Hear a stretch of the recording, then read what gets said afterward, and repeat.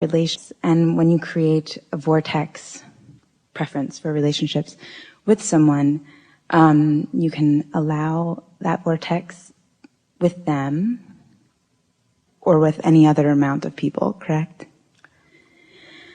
There are many, many possibilities, probabilities, and even certainties to satisfy your vibrational intent. Yes. So one of my questions about relationships is that, is there the path of least resistance is sometimes... That really is the only conversation that is necessary to have relative to the subject of relationships, because it's a path of least resistance thing, because you've already created the relationship. Now it's just a matter of you getting out of the way of it in the precise ways to bring you the relationship that's most active in your vibration. In other words, do you know that we're going to let you talk in a minute. Do you know that the path of least resistance really is the path that you've most practiced? Now think about that. The path of least resistance is the path that you've most practiced, because the path that you've most practiced is the path of your most momentum. And therefore of your most attraction. Can you wrap your thoughts around that? So the question that you want to ask yourself is, am I practicing the path to what I want? Or am I just practicing the path that's the easiest to practice? It's easier in your human environment to find people to complain with you about one thing or another. It's easy to practice complaining because they're everywhere. So it's really easy to practice complaining. And therefore make that path the path of least resistance, through which other things to complain about make their way steadily, effectively, and swiftly to you. Yes. And isn't law of attraction the ultimate relationship conversation? And isn't path of least resistance, doesn't it just fit right in there in the most wonderful way? So don't just sort of want to make your decisions about what you want and identify it and then say, okay, I'm going to do everything in my power to carve out the path of least resistance to that. Stay with us, you're really going to like this. So if you can fast forward in your mind vibrationally to what it would feel like to be inside this delicious relationship that you want, and you identify what it would feel like to be inside of that relationship. Ooh, what does it feel like to be the object of someone's attention when they're tuned into source energy? Ooh. What does it feel like to be tuned into source energy and holding someone else as my object of attention? What does it feel like to have the energy that creates worlds coursing through us as we cooperatively are moving through life and making decisions together? What does empowerment feel like? What does invincibility feel like? What does that feeling of love and appreciation feel like? What does that feel like? You just keep thinking for it, reaching for it, finding the feeling of it, finding the feeling of it. Now, this is a key point to this leading edge discussion. Once you have identified what it would feel like to be inside that, not virtual, that fleshed out, that filled in, that all the pieces in there where you can see them and hear them and smell them and taste them and touch them. Once you've identified and practiced what that would feel like, now the path of least resistance feels just like that too. Feels just like that. So every time you're worried, you're off the path. Every time you're frustrated, you're off the path. Every time you're lonely, you're off the path. Every time you're happy, you're on the path. Every time you feel invincible, you're on the path. Every time you feel appreciation for anyone or anything, you're on the path. Don't you like that? Don't you like knowing that you could be on a subject that seems completely unrelated to the relationship you want, and you would still be on the path of least resistance to most swiftly rendezvous with that other? So what happens when you're in a relationship with someone and... Well, you could be right smack dab in the middle of a relationship and still on your path to the relationship you want. Because almost nobody's in a relationship that they want. You're so annoying in all of these ways. This isn't the relationship that I wanted. It's the way it seemed in the very beginning, but you changed.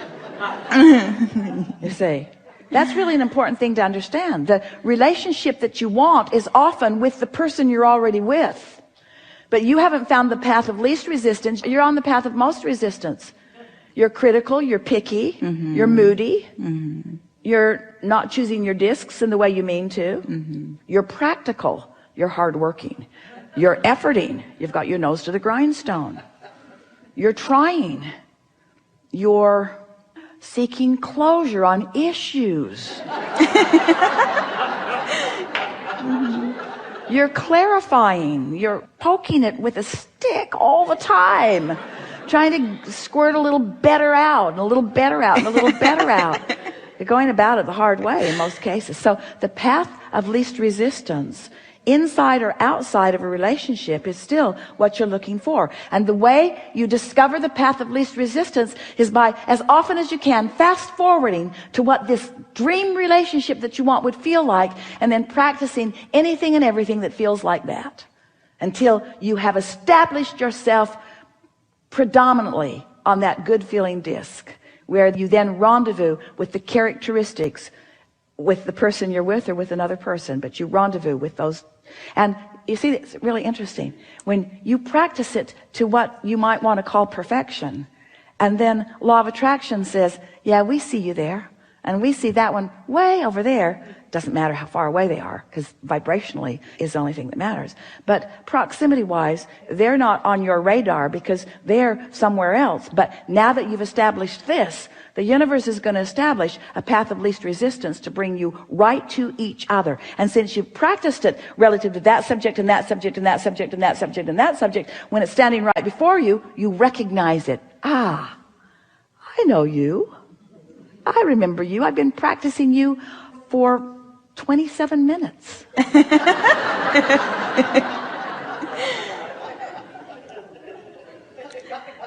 So what happens if the universe matches you up with someone who's a match to the highest vibration that you've been consistently holding, and that, I guess it's just not up to you whether that person is the person that you're currently in a relationship with or whether that person is someone else? Well, the only reason that that could be is if the universe has matched you up to something that isn't what you're really reaching for and what you really want, because what's in your vortex is what's in that high-flying vortex, that vortex that you've been accumulating and creating and evolving for all of these lifetimes. If what you say has happened, you're not on that disc, you're on one of those other discs, because the universe is always matching you up with what's predominant with you. And sometimes it's helpful to have something like that happen in order to sharpen your resolve to focus yourself emotionally. That's really what this whole conversation's about. When we're talking about focusing yourself vibrationally, we're talking about focusing yourself emotionally. You just can't leave the emotion out of it. This is the most significant thing that we'd like to say to all of you relative to the subject of relationships. The path of least resistance to the relationship that you want is not on the topic of that relationship. We'll say it again. If you have a relationship that you want, and maybe you've identified the individual, and maybe it's conceptual, the path of least resistance is clearer. The pipes are more open when you're appreciating your walk in nature, or you're enjoying the beauty of your planet, or you are savoring this delicious meal that you are eating, or you are listening to the magnificent music that is turning you inside out, or you have meditated yourself into a place of non-thought. In other words, the path of least resistance isn't on that efforting toward that end that you seek, because that end that you seek has already been established. So your singular work is to open up the path of least resistance, and you do that by doing stuff that feels good to you. So if you heard us right, that means no one should go to work tomorrow.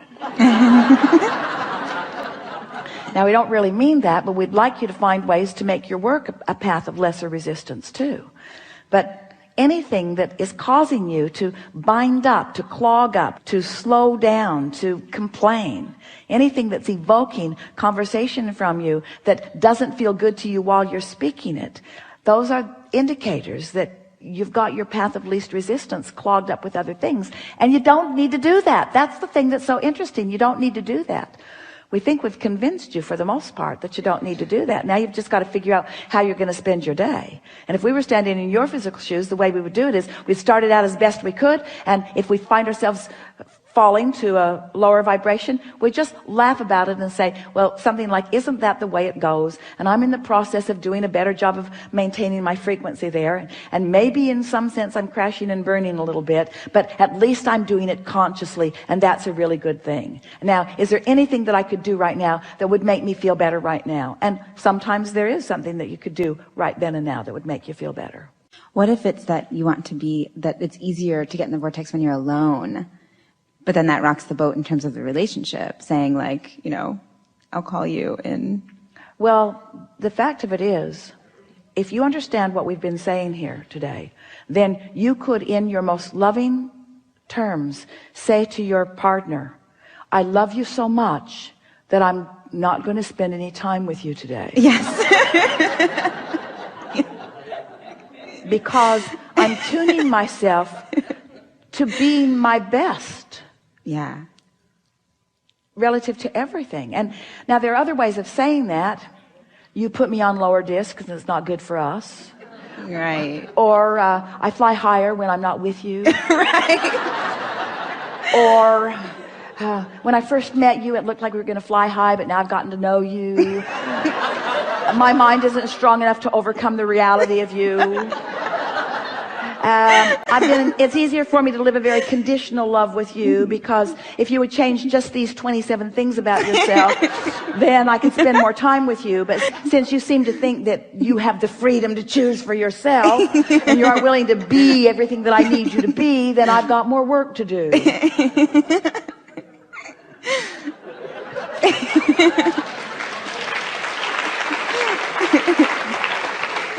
Or you could say, now you could say all of those things and then don't say any of those things. Don't say any of those things, but you've been thinking a lot of those things, haven't you? Or you could say, it is my powerful intention to be in the highest alignment as I move into our relationship. And you make it easy for me at some times and not so easy at others, but ultimately I don't want to make it about you. I want to make it about me. So I'm just going to tune myself as best I can so we can have the most fun that we can have. And most others would like hearing that from you, because the opposite is what they're usually hearing.